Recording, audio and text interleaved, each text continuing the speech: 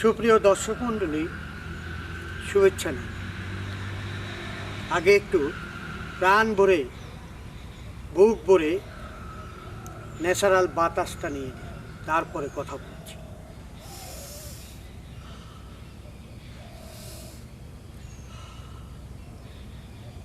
আজকে আমি এমন একটা জায়গায় এসেছি, ঢাকা থেকে বেশি দূরেও নয়, আবার একেবারে কাছেও নয়। এখানে এসেছি আমাদের ইউটিউব চ্যানেল জেকি বিডি অফিসিয়াল থেকে কিছু কথা বলার জন্য। যাই হোক, এই জায়গাটার নাম চন্দ্রা ফরেস্ট। অপরূপ একটা জায়গা, একেবারে নিরিবিলি, কোথাও কোনো সাড়া শব্দ নেই। একটু কান পাতলে শোনা যাবে এখানে ঘুঘুরটা, খেয়াল করুন। আরও অনেক পাখির কলরব, তার মাঝে আমাদের কিছু কথা বলুন। দেখুন, আমরা যে জেকি বিডি অফিসিয়াল ইউটিউব চ্যানেলটা খুলেছি, এই চ্যানেলে ইতিমধ্যেই আমরা অনেকগুলো খণ্ডনাটক ছেড়েছি, যা দর্শকদের কাছে খুবই ভালো লেগেছে এমন বলে আমরা জেনে ফেলেছি। কিন্তু এই চ্যানেলটি খোলার কারণ কি, কেন, এই নিয়ে কথা বলবো। এবং আমি জেকি আলমগীর, আপনারা নিশ্চয়ই আমাকে চেনেন। আমার একটা বিখ্যাত ছবি আছে বাংলাদেশে, আম্মাজানের নবাব চরিত্রে আমি অভিনয় করেছি। শ্রদ্ধেয় কাজী হায়াত সাহেব এই ছবিটি পরিচালনা করেছেন। জনাব মনোয়ার হোসেন ডিপজল এই ছবিটি প্রযোজনা করেছেন। আর আমার সাথে বিখ্যাত শিল্পীরা এখানে ছিলেন, যেমন ছিলেন আমাদের সবার জনপ্রিয়, যার কথা বললেই নয়, যার কথা বলতে গেলে মনের ভিতর একটু দাগ কাটে। স্বাভাবিকভাবেই তার সাথে অনেক চলার পথ, আমার অনেকগুলো ছবি করেছি। আমাদের সবার প্রিয় মরহুম মান্না ভাই, তার কথা বলতে গেলে স্বাভাবিকভাবেই চোখ ছলছল করে আছে। মনে হলে তার সাথে অনেক স্মৃতি, মনে হলে চোখে পানি এসে যায়। যাই হোক, এই মুহূর্তে এই গহীন অরণ্যে আমি তার বিদেহীর আত্মার শুভ কামনা করছি। সাথে সাথে ছিলেন আরও একজন অত্যন্ত জনপ্রিয় অভিনেতা মিজু আহমেদ। তাকেও এই ক্ষণে আমাদের ইউটিউবের চ্যানেলের কথা বলার ক্ষণে স্মরণ করছি এবং সৃষ্টিকর্তার কাছে কামনা করছি তারও যেন আত্মার শান্তি পায়। আর আম্মাজান চরিত্রে অভিনয় করেছিলেন পাক ভারত উপমহাদেশের একজন কিংবদন্তি নায়িকা শবনম। উনি আজকেও আমাদের মাঝে আছেন। এই তো কিছুদিন আগে তার জন্মদিন গেল। আমি ওনাকে শ্রদ্ধা জানাতে বাংলাদেশ চলচ্চিত্র শিল্পী সমিতির উদ্যোগে অনেক শিল্পীদের সাথে, জায়েদ খান, মাসুম বাবু, ফরহাদ, জয়, মারুফ প্রমুখ শিল্পীদের সাথে সালাম জানিয়ে এসেছি, কথা বলেছি। কথা বললে তো অনেক কথাই বলা যায় এবং না বললেও নয়। যেগুলো আমাদের কথা সেগুলো নিশ্চয়ই আপনাদের শুনতে আগ্রহ আছে, ভালো লাগে। ওই সময় ওনার সাথে আলাপকালে উনি বললেন যে, তো আমি ওনাকে আম্মাজান বলেই সম্বোধন করেছি।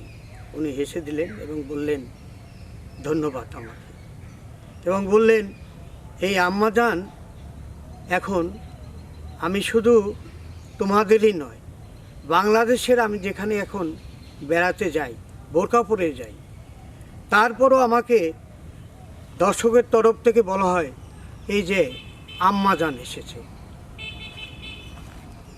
এই যেতে পাওয়া, সেই পাওয়াটাকে আম্মাজান পাওয়াটা তার একটা ঝুড়িতে, উনি বললেন তার জীবনের একটা ঝুড়িতে পরম পাওয়া।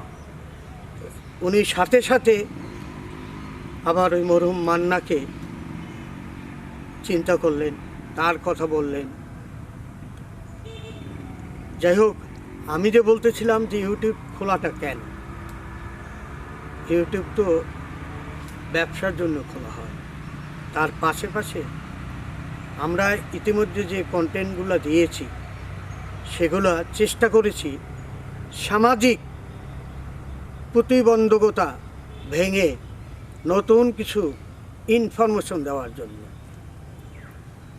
আমি অনুরোধ করব, আমার এই ইউটিউবে সাক্ষাৎকার আসার একমাত্রই কারণ হলো অনুরোধ করব এরকম একটা ইউটিউব চ্যানেলকে আপনারা প্যাট্রোনাইজ করবেন, শেয়ার করবেন, লাইক দেবেন, সব কাজগুলো আমাদের দেখবেন। এই জন্য কিছু কথা বলতে এসেছি। আর স্বাভাবিকভাবে কথা বলতে গেলে জীবনের কথা বলতে হয়, চলচ্চিত্রের কথা বলতে হয়, দেশের কথা বলতে হয়, সংসারের কথা বলতে হয়, অনেক কিছুই বলতে হয়। আমি যদি আমার জীবনটা এরকমভাবে বলি যে আমি তো এই বয়সে মায়ের পর থেকে বের হইনি, আমার শিশুকাল ছিল। আমি বরিশালে অত্যন্ত অজপাড়াগাঁয়ে জন্মগ্রহণ করেছি। এটা জালাকাঠির মধ্যে, তৎকালীন বরিশাল জেলার জালাকাঠি থানায় আমি জন্মগ্রহণ করছি। আমার মাতুলয়ে বিনয়কাঠির কল্যাণকাঠি গ্রামে। সেখান থেকে উঠে আসা আমি আমার গ্রামে নলছিটি থানায় আমার প্রাইমারি স্কুল সম্পূর্ণ হয়েছে। তারপরে আমি চলে এসেছি বরিশাল শহরে, হাই স্কুল, কলেজ পেরিয়ে আমি ঢাকায় এসেছি চাকরির সুবাদে। সাথে সাথে বাংলায় মাস্টার্সও কমপ্লিট করেছি জগন্নাথ থেকে। আর এ হলো আমার ব্যক্তিগত জীবন। আর সাংস্কৃতিক জীবন হলো আমার সব কিছু যেন অটোমেটিক হয়ে গেছে। আমি একটা কিশোর সংগঠন করতাম ছোটোবেলায়, নাম ছিল মুকুল ফৌজ। তৎকালীন যারা, আমার জন্ম 1954, ওই সময় যারা আছেন তারা হয়তো জানতে পারবেন, একটা মুকুল ফৌজ নামে একটা শিশু সংগঠন ছিল। ওই সংগঠনটির একটি নাটক শিশিরের কান্না, শিশুদের জন্য নাটক, ওই নাটকে আমি অডিশন দিই এবং ওইখানে আমি ফার্স্ট হয়ে যাই। আমি যে বললাম যে অটোমেটিক, আমি চিন্তাও করি না অভিনয়ে আসবো, এবং ওই নাটকে আমি প্রথম বাজিমাত করি। আমরা ওখানেই আমি প্রথম পুরস্কার পেয়ে যাই। প্রথম পুরস্কারে পাওয়ার পরে আমি তারপরে খেয়ালি একটি সংগঠন বরিশালের নাট্যনিকেতন, এই সংগঠনের সাথে জড়িত হই, অনেক অনেক মঞ্চ নাটক করি। তারপরে ঢাকায় আসার পরে জীবনের যে গতি অন্যরকম হয়ে গেল। সুখ দুঃখ, হাসি কান্না, অনেক কিছুই এই পর্যন্ত। আজকে এইটুকু আপনাদের সামনে বললাম।